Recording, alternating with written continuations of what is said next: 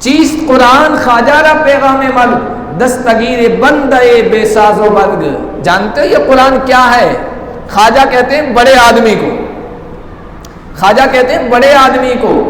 اور یہاں علامہ اقبال کی مراد ہے جو ظالم ہیں، جو جابر ہیں، جو کفر پر اڑے ہوئے ہیں، جو شرک پر جمے ہوئے ہیں، جو باطل پہ ڈٹے ہوئے ہیں، ایسے ظالموں کے لیے، جابروں کے لیے، اہل کفر کے لیے یہ قرآن پیغام مرگ ہے، موت کا پیغام ہے۔ اور یہ قرآن دستگیر بندے بے ساز و برگ، جو بندہ ضعیف ہے، کمزور ہے، بے ساز و سامان ہے، لاچار ہے، وہ اس سے جڑ جائے گا تو اس کے لیے یہ زندگی کا سامان ہے۔ فاش گویم آنچ در دل مزور است، میں تجھ سے صاف صاف کیوں نہ کہہ دوں جو میرے دل میں بات چھپی ہوئی ہے، پوشیدہ ہے۔ فاش گویم آنچ در دل مزور است، یہ کتابیں نیست چیزیں دیگر است، میرے دل میں جو بات چھپی ہوئی ہے میں صاف صاف بتا دوں اور حقیقت تیرے سامنے آشکارا کر دوں۔ یہ کوئی کتاب نہیں ہے عام کتابوں کی طرح، یہ کوئی انوکھی چیز ہے، کوئی عجیب چیز ہے۔ جب اس دنیا میں یہ کتاب آئی ہے، دنیا کا ورق پلٹ دیا گیا، انقلاب آیا ہے۔ رات ہم نے تراویح میں پڑھا نا، قل اوحی الی انہ استمع نفر من الجن فقالوا انا سمعنا قرآنا عجبا یہدی الی الرشد فآمنا بہ۔ انسانوں میں اس نے تبدیلی نہیں پیدا کی صرف، بلکہ جنات کے اندر تبدیلی پیدا کر دی۔ سنا قرآن کو، کہنے لگے انا سمعنا قرآنا عجبا، ہم نے ایک عجیب تعجب خیز حیرت انگیز کلام سنا ہے، قرآن سنا ہے۔ ہماری قوت کا راز، ہماری ترقی کا راز دو چیزیں ہیں علامہ اقبال نے کہی، برگ و ساز ماں کتاب و حکمت است، برگ و ساز ماں کتاب و حکمت است، این دو قوت اعتبار ملت است۔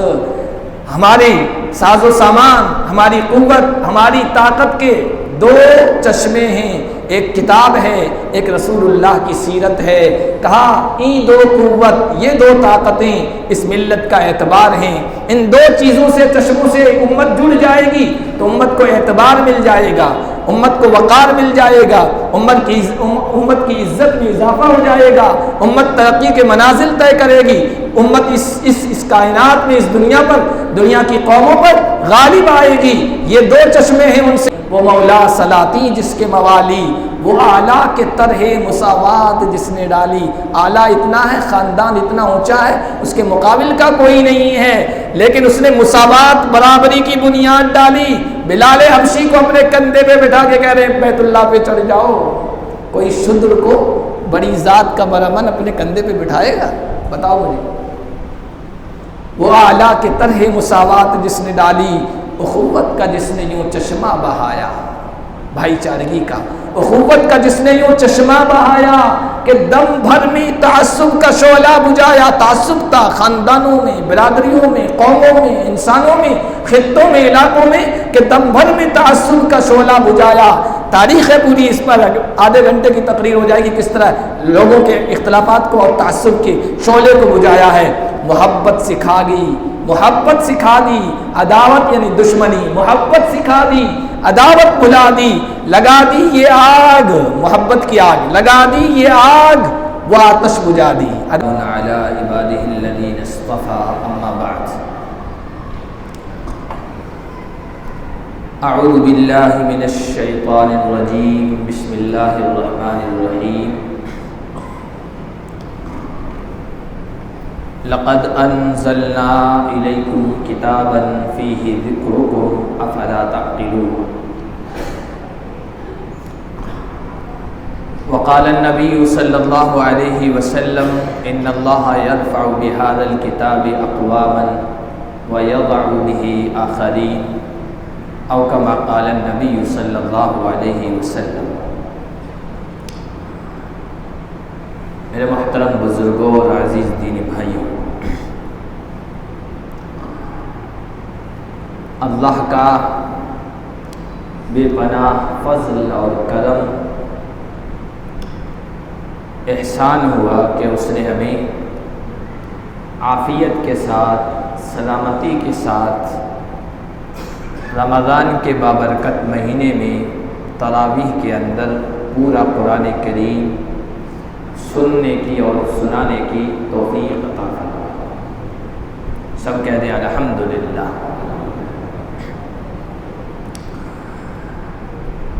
قرآن کریم کا مہینہ ہے۔ رمضان المبارک کا جو تعارف کرایا گیا، پہچان کروائی گئی قرآن کریم میں، وہ قرآن کے مہینے سے، شہر رمضان الذی انزل فیہ القرآن۔ اس لیے رمضان اور قرآن کا جو تعلق ہے وہ لازم اور ملزوم کا، چولی اور دامن کا ہے، دونوں ایک ساتھ جڑے ہوئے۔ اور پھر شب قدر ہے، رات ہے، تو یہ نزول قرآن کی رات ہے، قرآن کے اتارے جانے کی رات ہے۔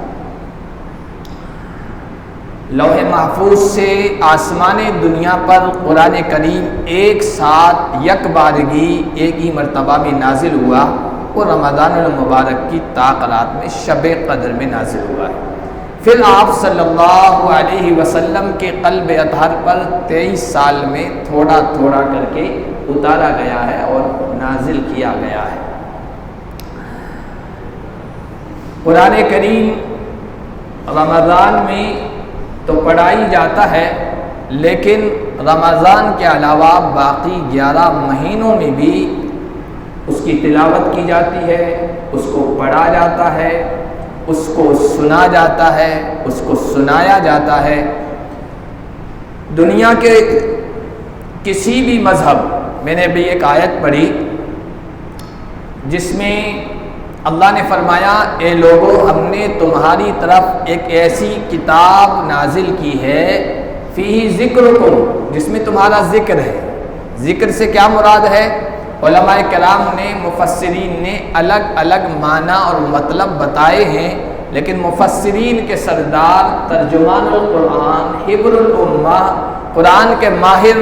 حضرت عبداللہ بن عباس رضی اللہ تعالی عنہ فرماتے ہیں، فیہ شرفکم، اللہ فرما رہے اے لوگو ہم نے تمہیں ایسی کتاب دی ہے جو تمہارے لیے فخر کی باعث، مباحات کی باعث، شرف کی باعث، تم سینہ تان کر دوسرے لوگوں کے سامنے کہہ سکتے ہو، دوسری قوموں کے سامنے کہہ سکتے ہو، دوسرے مذاہب کے ماننے والوں کے سامنے کہہ سکتے ہو، اگر تمہارے پاس ایسی کتاب ہے، اگر اس کی ایسی خصوصیات ہیں جو قرآن کی ہیں تو لا کے دکھاؤ،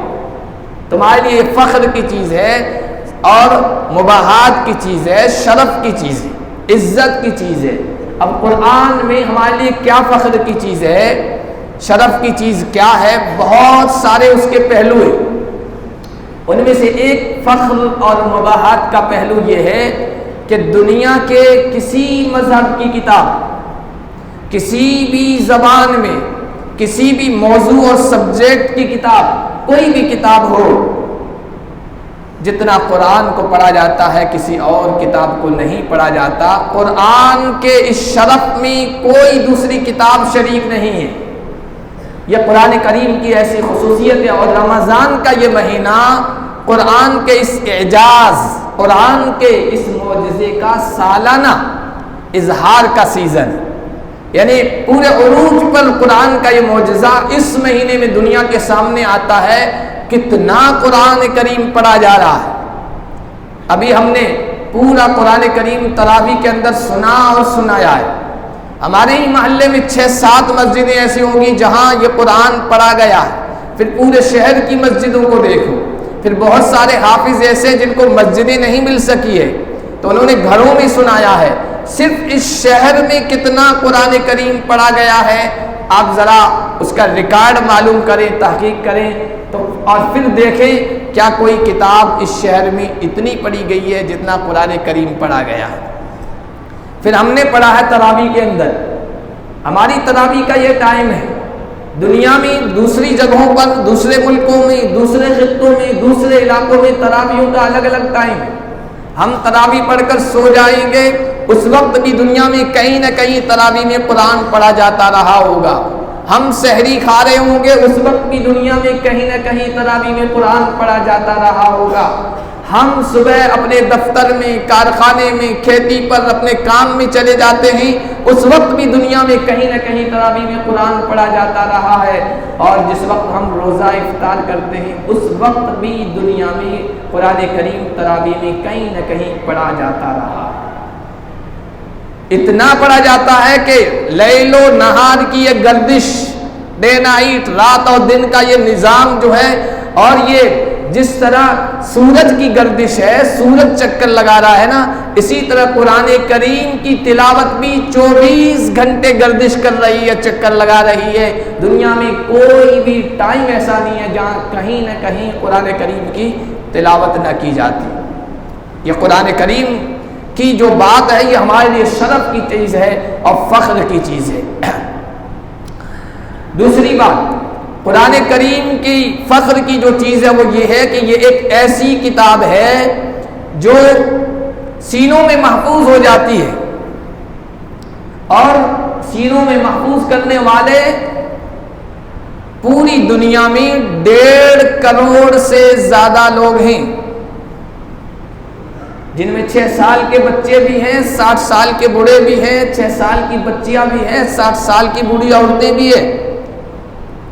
ابھی کورونا ٹائم میں بہت ساری ایسی خبریں آئی جب لوگ اپنے گھروں میں بند ہو گئے نا، تو 60 سال کی دادیوں نے قرآن حفظ کر لیا،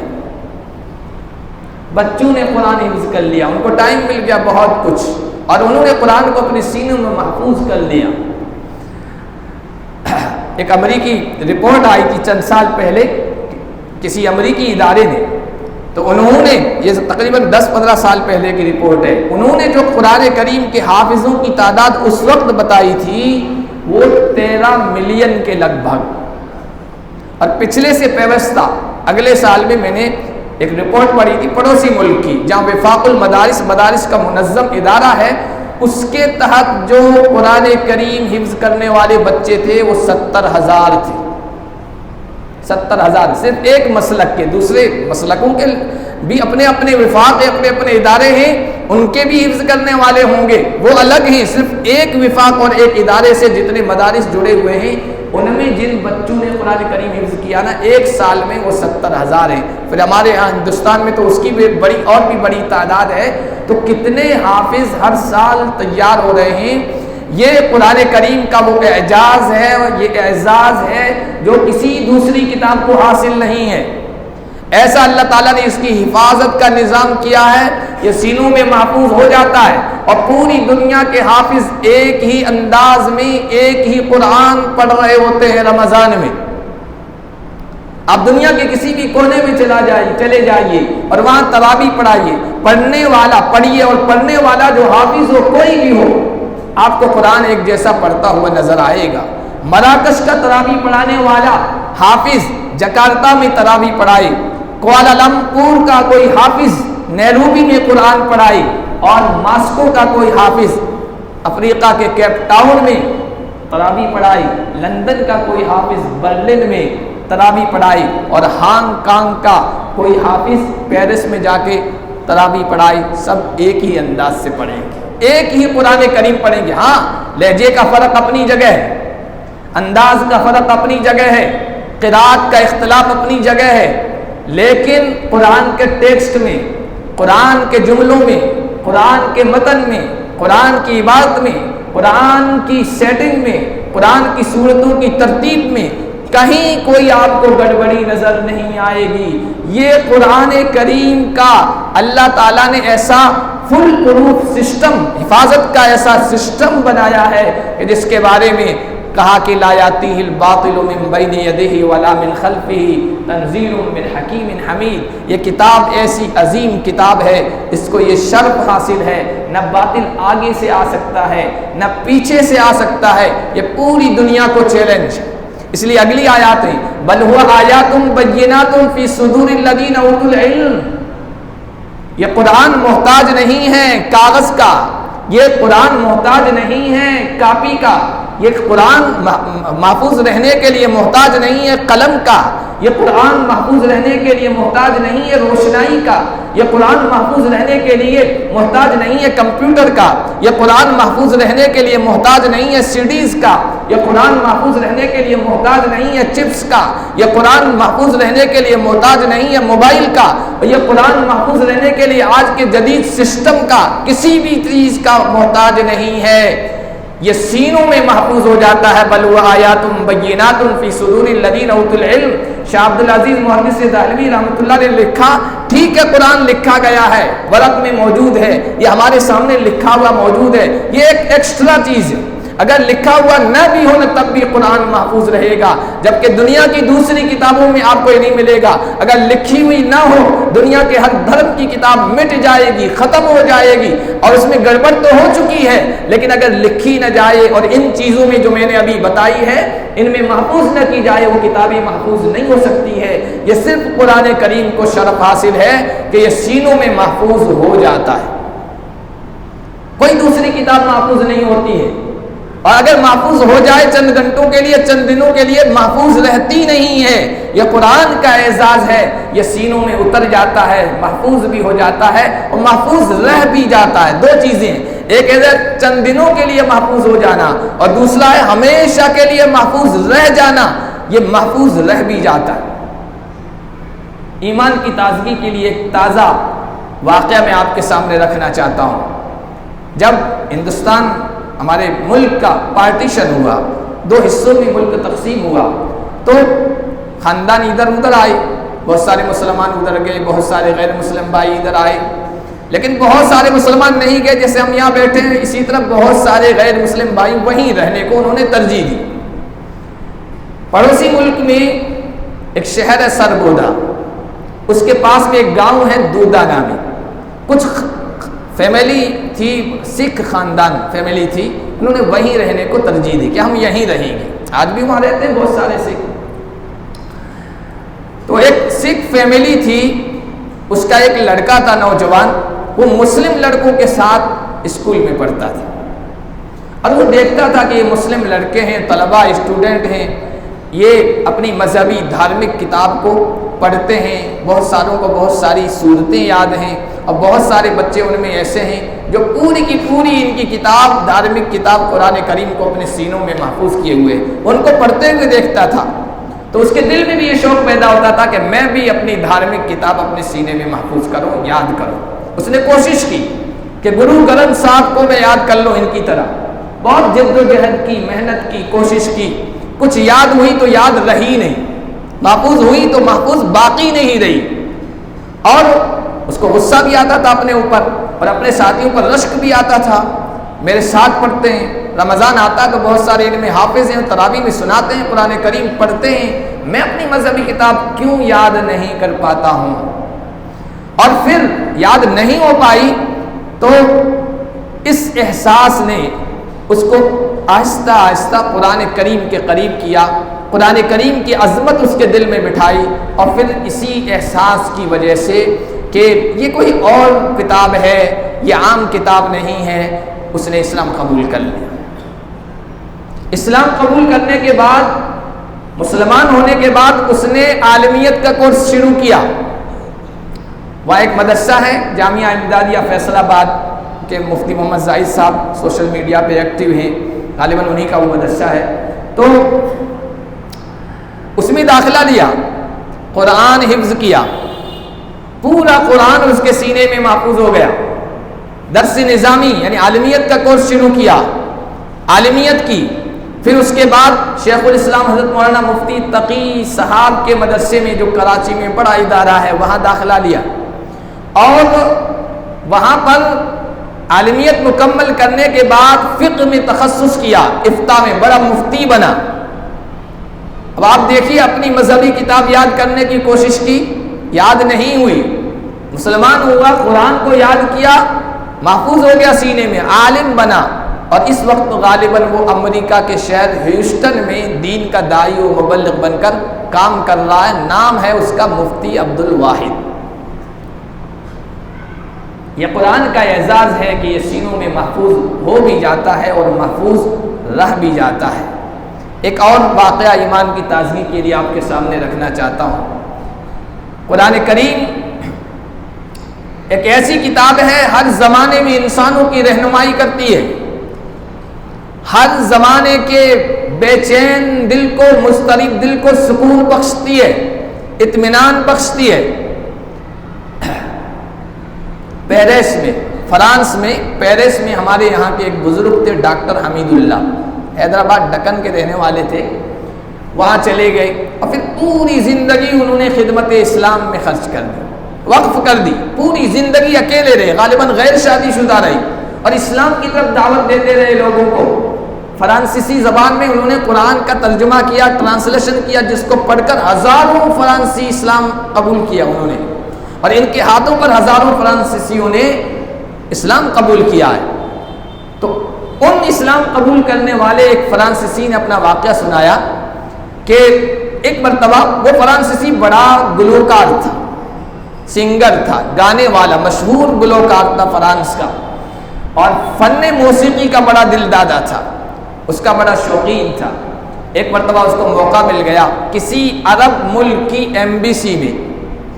سفارت خانے میں کسی تقریب میں، ایونٹ میں شرکت کا۔ وہ وہاں گیا تو ظاہر سی بات ہے ہماری مجلسیں جو شروع ہوتی ہیں وہ قرآن کریم کی تلاوت سے، وہاں کسی عرب قاری نے اپنے انداز میں، اپنے لے میں، اپنے لہجے میں قرآن کریم کی تلاوت کی۔ گلوکار ہوتا ہے، موسیقی کا ماہر ہوتا ہے، اس کو کوئی لہجہ، سر، تال بہت اچھی لگتی ہے اور وہ پہچان بھی جاتا ہے یہ سر کون سی ہے، تال کون سی ہے، یہ لہجہ کون سا ہے، یہ انداز کون سا ہے۔ اس نے قرآن کریم کی تلاوت سنی اور پھر وہ کہنے لگا کہ یہ کیا چیز ہے، میں موسیقی کا ماہر ہوں،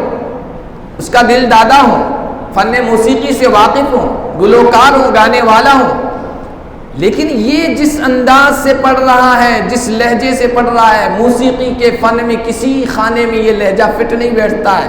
لیکن انداز ایسا ہے کہ دل میں سکون محسوس ہوتا ہے، سکینت اترتی ہے، لطف محسوس ہوتا ہے، حلاوت و شیرینی محسوس ہوتی ہے جو میوزک میں بھی نہیں ہوتی ہے۔ آخر یہ کون سا کلام ہے، یہ کون سا سانگ ہے، کون سا گانا ہے؟ تجسس ہوا اس کے اندر، تجسس کہ اور جانو اس کے بارے میں۔ کئی ایسے موقع ڈھونڈے انہوں نے، اس طرح کے پروگرام جہاں قرآن کی تلاوت ہو رہی ہو، اور اس نے سنا، اور سننے کے بعد اس کے دل نے یہ فیصلہ کیا، اس کے ضمیر نے یہ فیصلہ کیا کہ یہ لہجہ، یہ انداز، یہ لہجہ، یہ انداز، جس انداز سے یہ پڑھا جا رہا ہے کلام، یہ کوئی انسان کی تخلیق نہیں ہے، انسان کا بنایا ہوا نہیں ہے، یہ الہامی ہے، یہ اللہ کی طرف سے نازل کیا ہوا ہے، اتارا ہوا ہے۔ یہ اس کے دل نے فیصلہ کر دیا۔ پھر اس نے تلاش کرتے کرتے ایک قاری صاحب کو ڈھونڈا، اس سے تعلقات قائم کیے اور کہا کہ بھائی یہ جو تم قرات کر رہے ہو، یہ کلام پڑھ رہے ہو، یہ کون سا سانگ ہے، یہ کون سا گانا ہے، یہ کون سے علاقے کی میوزک ہے؟ تو اس نے کہا کہ بھائی یہ کوئی سانگ نہیں ہے، یہ میوزک نہیں ہے، یہ کوئی گانا نہیں ہے، یہ وہ کلام ہے جو محمد الرسول اللہ صلی اللہ علیہ وسلم کے واسطے سے اللہ کی طرف سے ہمیں ملا ہے۔ یہ اللہ کی کتاب ہے، یہ اللہ کی کتاب ہے، یہ اللہ کا کلام ہے۔ تو وہ کہنے لگا کہ لہجے اور انداز کے بارے میں میرے دل نے پہلے سے ہی فیصلہ کر دیا تھا کہ وہ کوئی الہامی چیز ہے، انسانوں کی بنائی ہوئی نہیں ہے، ہینڈ میڈ نہیں ہے، اور اس پڑھنے والے کی فصاحت نے آج مجھے یہ قائل کر دیا کہ یہ لہجہ اگر الہامی ہے تو پھر یہ کتاب بھی انسانی نہیں ہے، یہ بھی الہامی ہے، یہ بھی اللہ کی طرف سے نازل ہوئی ہے، اور پھر اس نے اسلام قبول کر لیا۔ یہ قرآن کریم کی وہ خصوصیات ہیں، وہ امتیازات ہیں، وہ خوبیاں ہیں جو کسی اور کو حاصل نہیں ہیں۔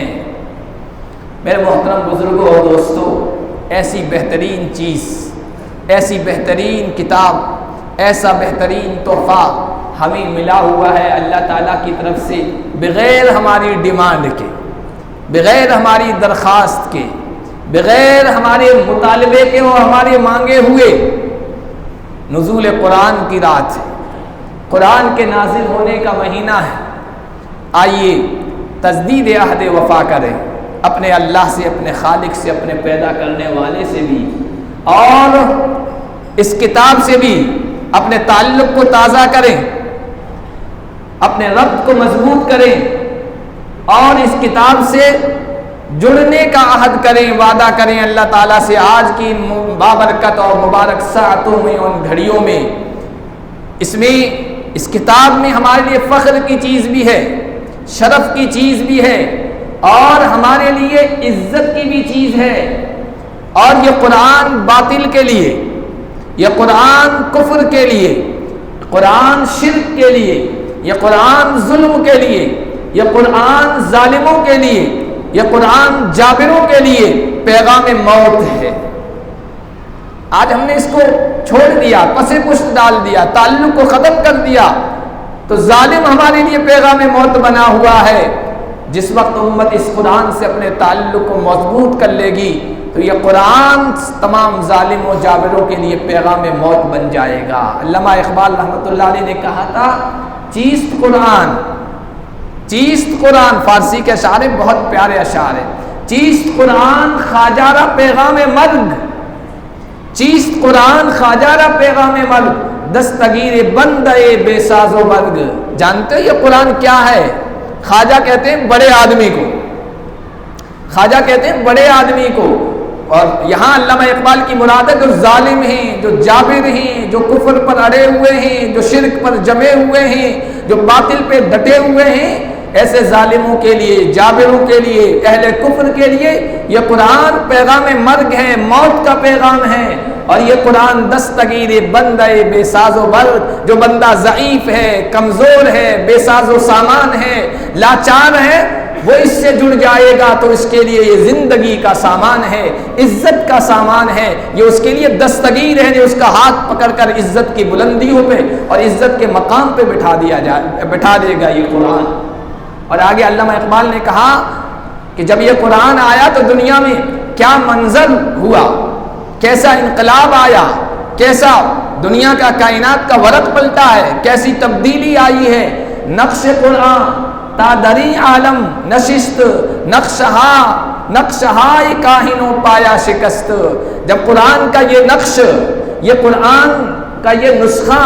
اس دنیا کے اندر آیا ہے تو پھر کاہنوں، پادریوں، پنڈتوں، باطل مذاہب کے ماننے والوں اور بڑے بڑے چودھریوں اور بڑے بڑے ظالموں اور جابروں کی شکست کا اور ان کی ذلت کا اور ان کی بے مائگی کا یہ سبب بنا ہے اور یہ وجہ بنی ہے۔ فاش گویم آنچ در دل مزور است،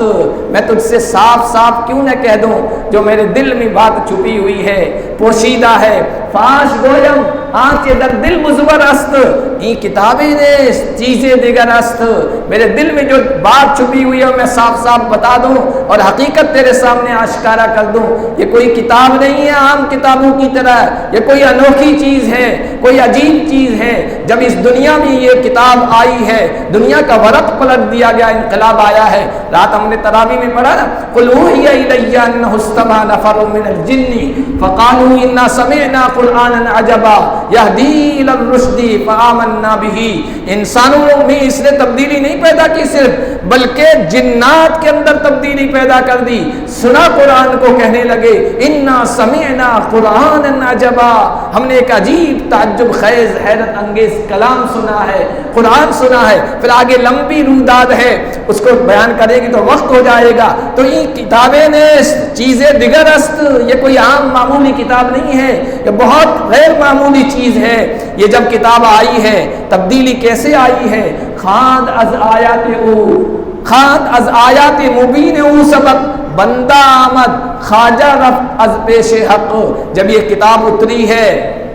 اور اس کی آیات مبین، اس کی کھلی ہوئی آیتوں، اس کی ہدایات اور اس کی رہنمائی سے ایک عام سے عاجز کمزور بندے نے سبق حاصل کیا ہے اور اپنی زندگی میں اتارا ہے، تو قرآن کے اترنے سے پہلے وہ ایک عام بندہ تھا، وہ ایک عاجز انسان تھا، لیکن جب اس کے سبق کو اپنے دل میں اتارا ہے، خواجہ رفت از پیش حق، اللہ کے سامنے وہ بڑی عظمت والا بن گیا ہے۔ ذرا اٹھائیے صحابہ کرام کی زندگیوں کو، قرآن کے اترنے سے پہلے اور قرآن پر ایمان لانے سے پہلے ان کی زندگیوں کو دیکھیے۔ عام سے بندے تھے، دنیا کے لوگ ان کی طرف نگاہ اٹھا کر بھی نہیں دیکھتے تھے، حکومت کرنے کے لیے تیار نہیں تھے، اختلافات تھے، بے چینیاں تھی، افراتفری کا ماحول تھا، ہر ایک کی اپنی اپنی 1.5 اینٹ کی حکومت تھی، ان کی خاندانی اجارہ داری تھی، کوئی ان پر حکومت کرنے کے لیے تیار نہیں تھا، ایسے بندے تھے۔ لیکن جب اس قرآن کو اپنے سینوں سے لگایا تو وہ خواجہ بن گئے، عظمت والے بن گئے۔ حضرت عمر فاروق رضی اللہ تعالیٰ عنہ ایک موقع پر اپنے لشکر سمیت آ رہے ہیں، وادی کے کنارے پر ٹھہر ٹھہرے، ایک رقت طاری ہو گئی، بعض مرتبہ انسان پر رقت طاری ہو جاتی ہے، اللہ کے احسانات کو یاد کر کے رقت طاری ہوئی۔ یہ وہ موقع تھا جب فاروق اعظم کے نام سے لوگ لرزتے تھے، کانپتے تھے، حکومت پر لرزہ طاری ہوتا تھا۔ کنارے پہ کھڑے ہو گئے، لوگوں نے دیکھا امیر المومنین کی آنکھوں سے آنسو برس رہے ہیں۔ پوچھا امیر المومنین کیا اسلامی لشکر کی شکست اور ہار کی کوئی خبر آئی ہے، شہادت کی کوئی خبر آئی ہے کہ آپ رو رہے ہیں؟ کہا کہ نہیں، رو اس لیے نہیں رہا ہوں، اللہ کا کرم ہے، ایسی کوئی خبر نہیں آئی ہے، رو اس لیے رہا ہوں، یہ وہ وادی ہے، یہ وہ جگہ ہے، قرآن کے اترنے سے پہلے زمانہ جاہلیت میں یا میں اپنے باپ کے اونٹ چرایا کرتا تھا، اونٹ میرے قابو میں نہیں آیا کرتے تھے تو میرا باپ مجھے تانا دیتا تھا، خطاب کہتا تھا عمر اونٹ چرانے نہیں آتے ہیں، زندگی کیسے گزارو گے؟ اور آج اللہ کا فضل و کرم ہوا ہے اس کتاب پر ایمان لانے کے بعد، اب وہی عمر ہے جس کا باپ کہتا تھا زندگی کیسے گزارو گے؟ اونٹ چرانے نہیں آتے ہیں، قابو میں نہیں آتے ہیں۔ آج وہی عمر ہے، دریاؤں کو حکم دیتا ہے، اس کے حکم پر دریا بہہ پڑتے ہیں۔ آج وہی عمر ہے،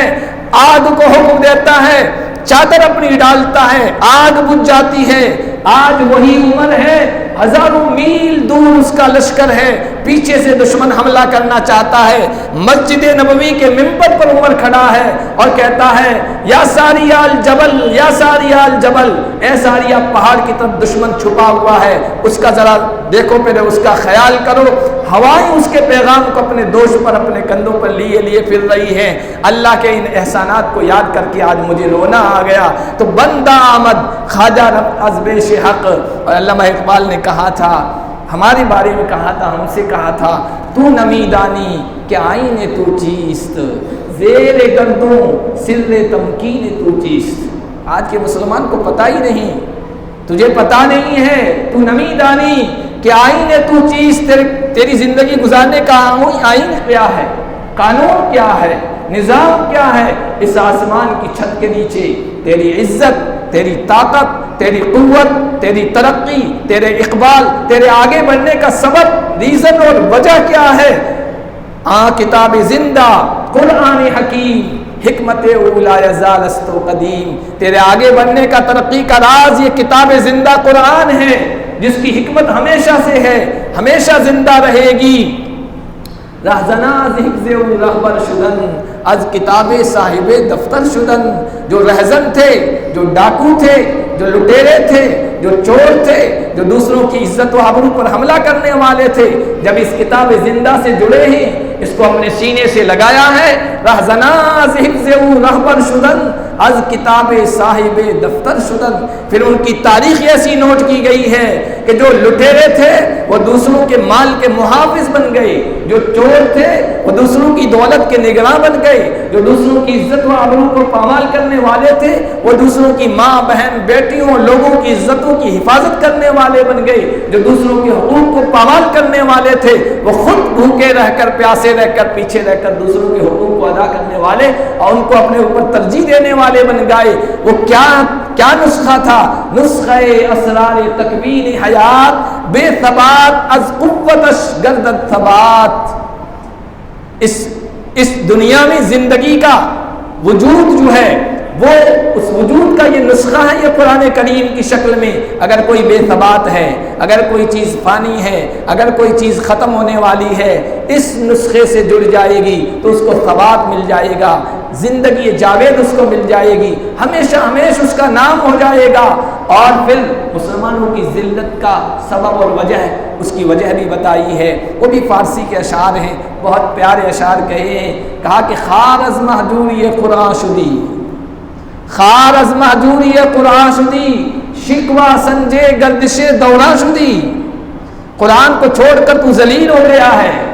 پسپا ہو گیا ہے، ذلت نے تیرے در پہ ڈیرے لگا دیے ہیں، خار ہوا ہے، ذلیل ہوا ہے قرآن کو چھوڑ کر۔ اور شکوہ سنجے گردش دوران شدی، یہ جو زمانے کی گردش ہے، انقلاب ہے، کہاں تمہارا رتبہ تھا مسلمانوں، اور آج دنیا میں تمہاری حالت کیا ہو گئی ہے؟ کوئی تمہیں حیثیت دینے کے لیے تیار نہیں ہے، ہر جگہ تمہاری پٹائی ہو رہی ہے، ہر جگہ پر ظلم ہو رہا ہے، ہر جگہ بے بسی کی زندگی بسر کر رہے ہو، شکوہ کر رہے ہو، شکوہ سنجے گردش دورہ شدی، یہ کیسا زمانہ آ گیا ہے، لوگوں سے شکایت کرتے پھرتے ہو۔ اے تو شبنم بر زمین افتندہ دل بغل داری کتاب زندہ، اے شبنم کے قطرات کی طرح زمین پہ پڑے ہوئے مسلمان، اٹھ دیکھ، شعور کی آنکھوں سے دیکھ، آنکھیں کھول، تو اپنی بغل میں اپنی ہاتھ میں یہ کتاب زندہ رکھتا ہے، جس کے پاس ایسی زندہ کتاب ہو وہ کیوں ذلیل ہوگا، وہ کیوں رسوا ہوگا؟ وجہ اس کی یہ ہے کہ اس کتاب کو تو نے چھوڑ دیا ہے، اس پر عمل پیرا نہیں ہے، اس کو زندگی میں نہیں اتار رہا ہے۔ ہماری قوت کا راز، ہماری ترقی کا راز دو چیزیں ہیں، علامہ اقبال نے کہی، برگ و ساز ماں کتاب و حکمت است، برگ و ساز ماں کتاب و حکمت است، این دو قوت اعتبار ملت است۔ ہماری ساز و سامان، ہماری قوت، ہماری طاقت کے دو چشمے ہیں، ایک کتاب ہے، ایک رسول اللہ کی سیرت ہے۔ کہا این دو قوت، یہ دو طاقتیں اس ملت کا اعتبار ہیں، ان دو چیزوں سے، چشموں سے امت جڑ جائے گی تو امت کو اعتبار مل جائے گا، امت کو وقار مل جائے گا، امت کی عزت میں اضافہ ہو جائے گا، امت ترقی کے منازل طے کرے گی، امت اس کائنات میں، اس دنیا پر، دنیا کی قوموں پر غالب آئے گی۔ یہ دو چشمے ہیں، ان سے امت جڑ جائے۔ قرآن کریم کے بارے میں نے بتا دیا، اب مختصراً صاحب کتاب یعنی کتاب قرآن اور صاحب کتاب محمد الرسول اللہ، جس کے بارے میں کہا دو چیزیں ہیں، کتاب و حکمت، حکمت رسول اللہ کی تعلیمات ہیں، حکمت رسول اللہ صلی اللہ علیہ وسلم کی سیرت ہے، یہ ہماری طاقت و قوت کا راز ہے، اور دونوں چیزیں ایسی ہیں کہ ہمارا اس سلسلے میں دنیا کی کوئی قوم مقابلہ نہیں کر سکتی ہے۔ کتاب ایسی ملی ہے شرف و فخر کی کہ اس جیسی کسی کے پاس کتاب نہیں ہے، اور کتاب والا محمد الرسول اللہ عظیم رسول ایسا ملا ہے کہ کوئی رسول اس کے مقابل میں، کوئی انسان اس کے مقابل میں نہیں ہے۔ کون ہے وہ رسول؟ محمد وہ گم گشتہ قوموں کا ہادی، وہ عالم میں علم و عمل کا منادی، وہ پیغمبر عزم و خود اعتمادی، شریعت ہے جس کی سیدھی سادی۔ نہ دنیا پرستی نہ رہبانیت ہے، معیشت بدامہ یہ روحانیت ہے۔ دنیا کے لوگوں کو دیکھو، وہ کہتے ہیں اللہ کو پانا ہے، اوپر والے کو پانا ہے، دنیا کے جھمیلوں سے الگ ہونا پڑے گا، بیوی بچوں کو چھوڑنا پڑے گا، بھکشو بن کے زندگی گزارنی پڑے گی، کاروبار کو لات مارنی پڑے گی، دوستوں احباب سے الگ ہونا پڑے گا، دنیا کے ہر مذہب ہر قوم میں آپ کو ملیں گے، اس لیے سب کچھ چھوڑ دیتے ہیں۔ لیکن سب کی تو یہ ہمت نہیں ہوتی ہے نا، سب کچھ چھوڑنا، سب کا حوصلہ تو نہیں ہوتا ہے نا، کچھ دنیا سے الگ ہو جاتے ہیں، باقی دنیا کے جھمیلوں میں پڑے ہوئے ہیں، ان کی مکتی ہوگی یا نہیں ہوگی پتہ نہیں، جنہوں نے دنیا کو لات مار دی، بیوی بچوں کو لات مار دی، ان کی تو مکتی ہو جائے گی، لیکن محمد الرسول اللہ صلی اللہ علیہ وسلم کی سیرت دیکھیے، نہ دنیا پرستی نہ رہبانیت ہے، نہ ایسا بھی کہ بس دنیا ہی دنیا، یہ بھی نہیں ہے، جوگیانہ پن بھی نہیں ہے کہ بس غاروں میں چلے جاؤ، گوفاؤں میں چلے جاؤ، ہمالیہ پہاڑ پہ چلے جاؤ، ندی کے کنارے چلے جاؤ، سب کچھ چھوڑ دو، ایسا بھی نہیں ہے، نہ دنیا پرستی نہ رہبانیت ہے، معیشت بدامہ یہ روحانیت ہے، یا روحانیت نماز بھی ہے، قرآن کی تلاوت ہے، ساتھ میں کہا جا رہا ہے نماز پڑھنے کے بعد، جمعہ پڑھنے کے بعد جاؤ اللہ کی دھرتی میں گھومو پھرو، فابتغوا من فضل اللہ، معیشت تلاش کرو، دنیا کماؤ، حاصل کرو دنیا کے اسباب، اور شرف صرف اسلام کو ہے یہ حاصل کہ اس کا نبی ہر صفت میں ہے کامل، شرف صرف اسلام کو ہے یہ حاصل کہ اس کا نبی ہر صفت میں ہے کامل، نہ دنیا کا طالب نہ دنیا سے غافل، اتنے پیارے جملے ہیں، نہ دنیا کا طالب نہ دنیا سے غافل، اولو الامر یعنی رحیم و عادل، وہ مشفق جو غیروں کو اپنا بنا لے، یہ نبی کی صفات ہیں، ہر صفت میں جو کامل ہے، وہ مشفق جو غیروں کو اپنا بنا لے، وہ قائد جو بھولوں کو رستہ دکھا دے، وہ ناصح کہ جس کا ہر ایک قول ہے میٹھا۔ لوگ بولتے ہیں نا، لوگوں کا طنز، طعنہ، سامنے والے کا دل ٹوٹ جائے، لیکن میرے نبی جب بولتے تھے پھول جھڑتے تھے، نصیحت کرتے تھے کہ ہر قول میٹھا لگتا تھا، وہ ناصح کہ جس کا ہر قول میٹھا، وہ ساتھی کے دشمن کو جس پر بھروسہ۔ دشمن ہیں، امانتیں رکھوا رہے ہیں، امانتیں رکھوا رہے ہیں، پیسے رکھوا رہے ہیں، وہ مزدور جو مٹی اٹھا لے سر پر، مسجد نبوی کی تعمیر ہو رہی ہے، خندق کھودی جا رہی ہے، ایک مزدور کی حیثیت سے بھی میرا نبی اس صفت میں کامل ہے، مٹی اٹھائے ہوئے ہے۔ وہ مزدور جو مٹی اٹھا لے سر پر، وہ سلطان کے سکہ ہے سارے دہر پر۔ ایک طرف تو ایسا مزدور ہے، دوسری طرف ایسا بادشاہ کہ ساری دنیا پر سکہ چلتا ہے۔ وہ مولا سلاطین جس کے موالی، بڑے بڑے بادشاہ اس کے در پہ آ کے جھکنے کو اپنے لیے فخر سمجھتے ہیں۔ وہ مولا سلاطین جس کے موالی، وہ اعلیٰ کے طرح مساوات جس نے ڈالی۔ اعلیٰ اتنا ہے، خاندان اتنا اونچا ہے، اس کے مقابل کا کوئی نہیں ہے، لیکن اس نے مساوات برابری کی بنیاد ڈالی۔ بلال حبشی کو اپنے کندھے پہ بٹھا کے کہہ رہے ہیں بیت اللہ پہ چڑھ جاؤ۔ کوئی شودر کو بڑی ذات کا برہمن اپنے کندھے پہ بٹھائے گا؟ بتاؤ مجھے۔ وہ اعلیٰ کے طرح مساوات جس نے ڈالی، اخوت کا جس نے یوں چشمہ بہایا، بھائی چارگی کا، اخوت کا جس نے یوں چشمہ بہایا کہ دم بھر میں تعصب کا شعلہ بجھایا۔ تعصب تھا خاندانوں میں، برادریوں میں، قوموں میں، انسانوں میں، خطوں میں، علاقوں میں، کہ دم بھر میں تعصب کا شعلہ بجھایا۔ تاریخ ہے پوری، اس پر آدھے گھنٹے کی تقریر ہو جائے گی، کس طرح لوگوں کے اختلافات کو اور تعصب کے شعلے کو بجھایا ہے۔ محبت سکھا دی، محبت سکھا دی، عداوت یعنی دشمنی، محبت سکھا دی، عداوت بھلا دی، لگا دی یہ آگ، محبت کی آگ، لگا دی یہ آگ، وہ آتش بجھا دی، عداوت کی دشمنی کی آتش آگ بجھا دی۔ اور نبی وہ ہے کہ مانا ہے سب انبیاء نے، ثم جاءکم رسول مصدق لما معکم، آدم، نوح، شیس، ادریس، ابراہیم، اسماعیل، اسحاق، موسیٰ، عیسیٰ، تم سب اپنے اپنے زمانے میں آؤ گے،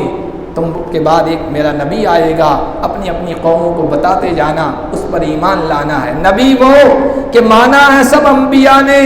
جری وہ کہ جسے کوہ رائی کے دانے، ایسا ہمت والا پہاڑ اس نبی کے سامنے رائی کے برابر ہے، جرت والا۔ جری وہ کہ جسے کوہ رائی کے دانے، قوی وہ کہ جسے پرکھا ہے کوئی ہرا نے۔ کبھی گئے ہیں عمرہ و حج پر، کوئی ہرا پہ چڑھ کے دکھائیے، سانسیں نہ پھولیں تو کہنا، لیکن میرا نبی اس پر آ رہا ہے، جا رہا ہے، آ رہا ہے، جا رہا ہے، کوئی فرق نہیں۔ کبھی وہ کہ جانچا ہے کوئی ہرا نے، سخی وہ جو سائل کا احسان مانے۔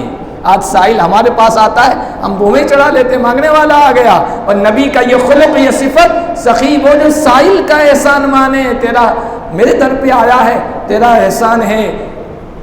محبت کے یوں جس نے دریا بہائے،